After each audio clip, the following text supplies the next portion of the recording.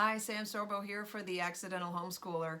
Somebody just reached out to me and asked me about resources for homeschooling and where to find resources. So I talked a little bit about that yesterday, but I'll go a little bit more in depth. If your child is at home now and not getting that much support from your local schools, first of all, why? You pay your tax dollars. Why aren't you getting the support that you need?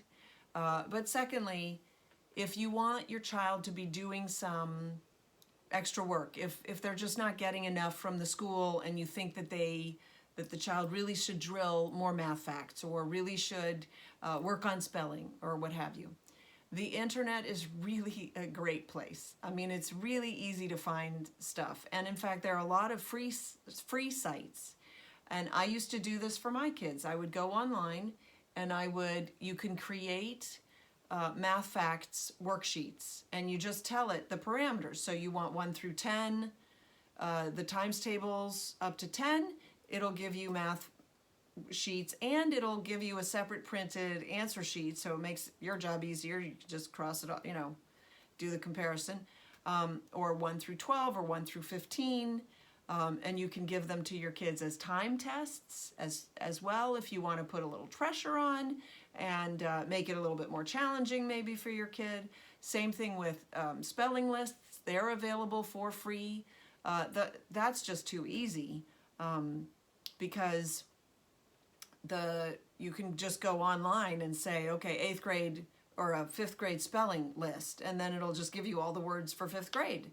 And gee, what could you do there? You make a voice recording of each word, and you don't even have to pause. You just make the voice recording of the word, and then your kid writes it out, and you work on that. You have to grade it, obviously. You correct it, but you can come up with, and there are plenty of ideas like this that are available that you can either come up with by yourself, or you just reach out to a homeschool group and say, does anybody have any ideas for? And oh my goodness, you'll probably get a ton of responses because homeschoolers love to share. Kind of like me doing these videos. I'm just doing them because I want to help parents understand the adventure that is parenting, that ought to involve the education of your children as well. Let's see, I'm trying to think what else. So writing, you come up with your own writing assignments. You don't need help. You really need to think about like where you're looking for expertise, okay? So we teach something now called social studies. Okay, so, and you're going to say to me, well, I don't know how to teach my kids social studies. Social studies is history. It's the study of human beings and how they relate to each other. But instead of teaching social studies, how about you teach a course on government? Well, I don't know about the U.S. government. I know, it's a tragedy, isn't it? And you should know about our government and how our government works. And the fact that you don't know should not be a barrier to you. So you say to your kid, okay, you know what we're going to do instead of social studies? I'm going to teach you about the U.S. government. Let's do some research. And then you go online. And there's plenty of information online. You just don't go to Wikipedia because Wikipedia is unreliable. There, I've said it. Wikipedia is unreliable. That doesn't mean they get it wrong. It's just unreliable. Sometimes it's right, sometimes it's wrong. There really isn't any sort of checks and balances. What's checks and balances? That's part of the United States, what's the word? Founding ideas is checks and balances.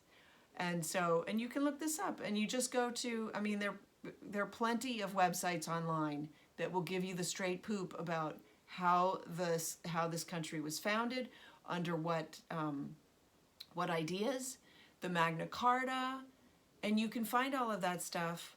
Or you can, I don't know how we're doing with libraries yet, but there are books that you can download, but there are plenty of websites that'll give you that information. And so that becomes, there's a technique in homeschooling that's called unit study, and it's basically like you're going to study this for the next 6 weeks.